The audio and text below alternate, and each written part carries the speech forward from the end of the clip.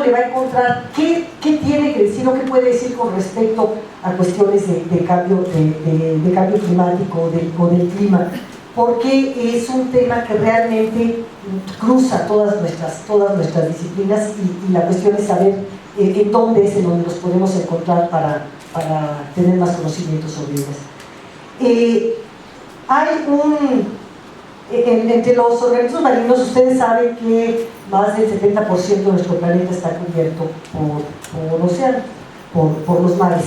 Toda su superficie está cubierta toda su superficie está en la manera de parches, por plancton, por microalgas muy pequeñitas, por organismos que realizan fotosíntesis. Esto es, que hace ese intercambio del que les hablaba, de producir oxígeno y capturar dióxido de carbono. Pero no solamente hacen eso, sino que tienen otros compuestos. Tienen un compuesto, a ver, pásame a la siguiente, ahorita lo estamos acá. La siguiente. Hay un compuesto que se llama dimetilsulfuro, que está en todas las algas, y sobre todo en alguna familia, más en las mesofitas, pero está en todas esas algas microscópicas que están sobre los mares, y que cuando se mueren o cuando son comidos por el zooplancton, por la parte animal, digamos, del plancton, cuando son comidos o se mueren, liberan un gas que se va hacia la atmósfera. Entonces, este gas, de acuerdo a dónde lo liberen, a la profundidad a la que se libere, con el viento, si viene por acá, el viento se lo lleva hacia la superficie y se va a la atmósfera. En la atmósfera, por una serie de reacciones fotoquímicas, aquí me volaron al sol, pero el sol estaría provocando reacciones fotoquímicas en ese gas que se va hacia la atmósfera, se forman unos aerosoles que forman núcleos de condensación de nubes. Esto es, para que las nubes se formen, no solamente es necesario que haya vapor de agua, sino que se necesitan unos sustratos, se necesita una parte sólida donde las gotas se acumulen y se vaya formando la nube. Entonces, en las atmósferas marinas son los núcleos de dimetilsulfuro, o a partir de dimetilsulfuro, los que permiten esta formación de nubes. Y aquí este es uno de los mejores ejemplos que yo siempre he encontrado de ver cuál es la importancia de la interdisciplina, porque resulta que esto se descubrió por ahí del 87, a pesar de que los biólogos hacía muchísimo tiempo que conocían que las algas o las microalgas tenían compuestos sulfatados, que los químicos sabían que había fotoquímica del azufre en el aire, que los físicos sabían que las nubes necesitaban núcleos de condensación para formarse, y sin embargo no fue sino hasta un año tan cercano como el 87, estamos usando unos artículos principales, que químicos, físicos y biólogos trabajando juntos encuentran que esta formación en las atmósferas marinas remotas tenía un origen bioquímico y que se formaban esos núcleos de condensación gracias a una actividad biológica. ¿Esto qué fue lo primero que le sugirió? Lo primero que le sugirió es que si lograban aumentar esa formación de núcleos de condensación y que hubiera más nubes, esto impediría que entrara más radiación y sería un mecanismo natural anticalentamiento. Eso suena muy bien, pero resulta que finalmente era un proceso mucho más complejo, porque era un proceso en el que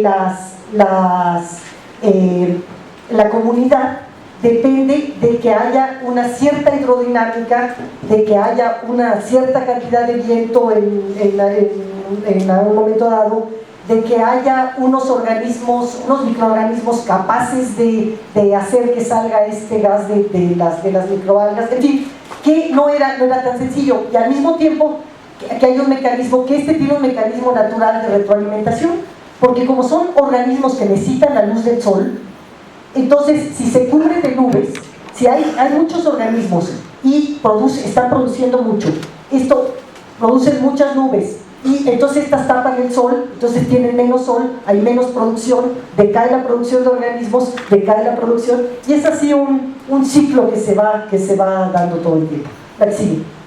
Estos ejemplos se los doy solamente para decirles que hay tantas cosas que influyen en el sistema climático, en el clima y todo esto que ni nos imaginamos, que por eso se ha dado tanto la investigación, y es tan importante la investigación en tantos y tantos campos ahora, porque hay una serie de mecanismos acoplados en la naturaleza, tanto con nuestras actividades como entre la propia naturaleza, que no conocemos todavía y que están influyendo realmente en lo que sucede en el sistema climático. La que sigue, ya no voy a tener más de esto. Porque el sistema climático incluye todo de lo que les he hablado hasta ahorita, incluye todos los compuestos que tenemos, incluye las nubes, o sea, el agua en forma de nubes, incluye toda la hidrosfera, incluye toda la radiación solar, lo que puede estar reflejando la Tierra de regreso, o sea, el albedo hacia el espacio, y tiene que ver en esa franja de los 12 kilómetros todo lo que ocurre para el clima que tenemos. Yo he escuchado muchas veces, una vez tuve una discusión con un investigador del Instituto de Física que decía, es que, ¿cómo crees que vamos a poder cambiar un planeta de ese tamaño? Nosotros no somos nada. Bueno, estoy de acuerdo que somos así muy pequeños, que no podemos hacer muchísimas cosas, pero estamos hablando de estos 12 kilómetros. Los hemos podido cambiar, si pudimos cambiar hasta la concentración de la capa de ozono con los compuestos que creamos y que no había naturalmente, que cómo no vamos a poder cambiar eso hacia un lado y hacia el otro, espero. Así. Entonces, ¿qué tenemos ahora? Lo que tenemos ahora es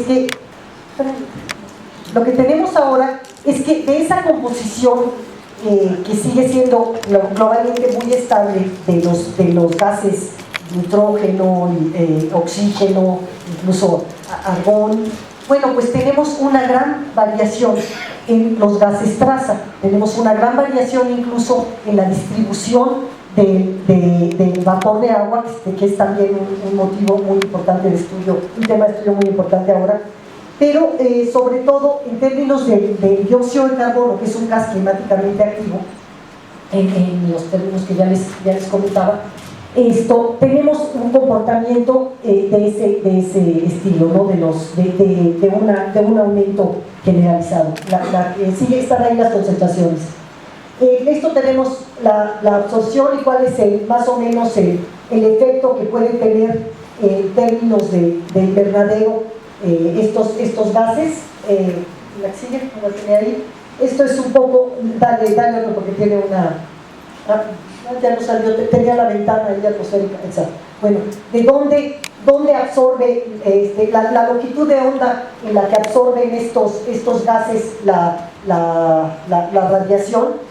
Así que no voy a tener demasiado en esto, lo cual ha llevado a muchos autores a plantear que si además de las 4 grandes esferas que les dije, que si será que existe una antroposfera también en esta era, o sea, esta en la que hemos logrado también influir de una cierta manera en esto, y si es en estos últimos 300, 200 o no sé cuántos años que estamos siendo una parte que está influyendo al menos esta pequeña porción de la troposfera.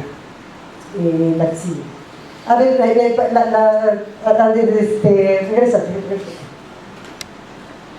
Aquí hay una cosa que me gusta. Había toda esta parte de que si hay una troposfera que tanto influimos, se discute hace muchísimo tiempo. Miren, Bernatsky, que vivió en 1863 hasta el 45, y Teilhard de Chardin, ellos proponían que había varias fases. Esto que les decía yo también lo proponían, lo explicaban de una manera diferente, pero más o menos era lo mismo. Que estaba primero la geósfera, después la biosfera, decían ellos conocían la hidrosfera, y que después seguía algo a lo que ellos le llamaban la noósfera, que sería la suma de todas las inteligencias. Entonces decían que la noósfera era la etapa inteligente, que esa era la que domina la siguiente fase en la Tierra.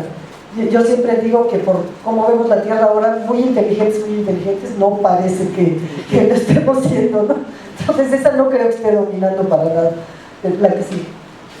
Aquí es una representación general sobre las emisiones de combustible fósil para argumentarles esta parte del sistema climático que estamos pegando, porque hablamos de esto, y que son esto es una, bueno, todo tiene ahí la fuente de donde se tomó el dato, y cómo está cambiando ahora la concentración de dióxido de carbono, las emisiones de dióxido de carbono.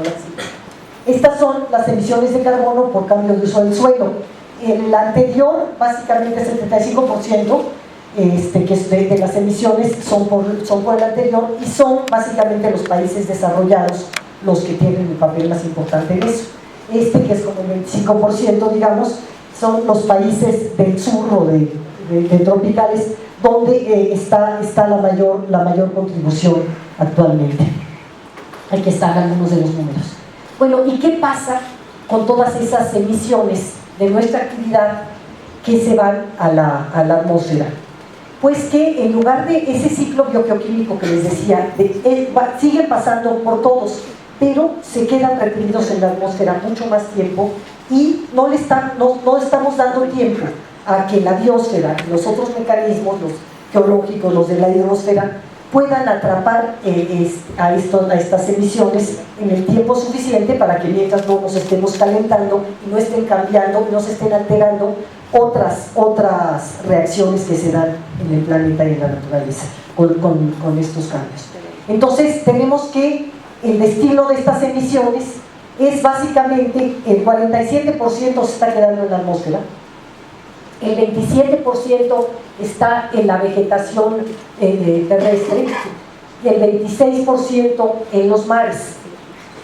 Pero ¿cuál es ahora en la investigación en este campo, una de las cosas que más nos preocupa?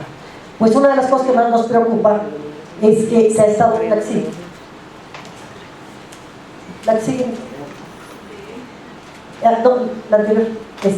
es que se ha estado observando esto.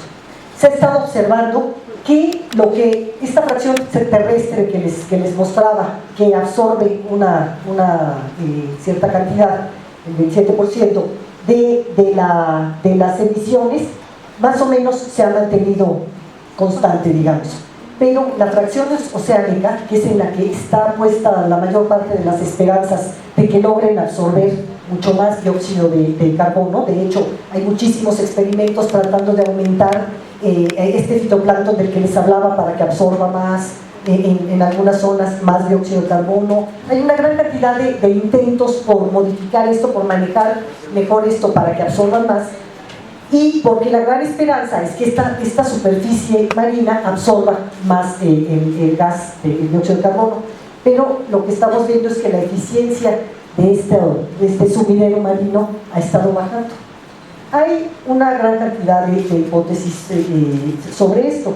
Hay muchos estudios que han tratado de relacionarlo con la acidificación de los procesos, con el que al estarse acidificando estructuras calcáreas dentro de las costas o de algunas zonas están desprendiendo más dióxido de carbono. En fin, hay muchos estudios y muchas hipótesis, pero la que parece ser que explica la mayor parte de esta falta de eficiencia, la que sigue, tiene que ver más bien con otra cosa.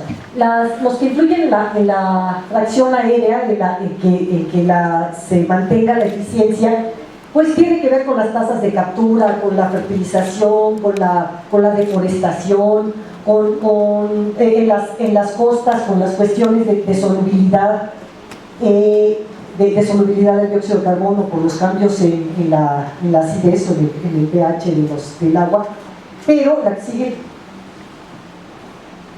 en el océano hay algo todavía más grave, que seguramente que habrá muchos factores que intervengan, como estos que les decía, que tienen que ver con cuestiones de acidificación, de contaminación y todo. Seguramente que tendrán algo que ver, pero lo grueso que se ha visto es que un descenso hasta el 30% de la eficiencia de captura de los océanos se debe a los cambios en la dinámica de vientos, sobre todo en la Antártida, que está ocasionando surgencias que están sacando el dióxido de carbono que ha quedado enterrado en sedimentos, en organismos, todo lo está llevando hacia la superficie y se está yendo hacia la atmósfera nuevamente. Entonces, ese que pensábamos que iba a estar enterrado mucho tiempo, que iba a pasar una gran parte de su vida, de su proceso biogeoquímico en sedimentos y enterrado, resulta que este cambio en los vientos está trayendo movimientos que provocan surgencias que lo llevan hacia la atmósfera nuevamente.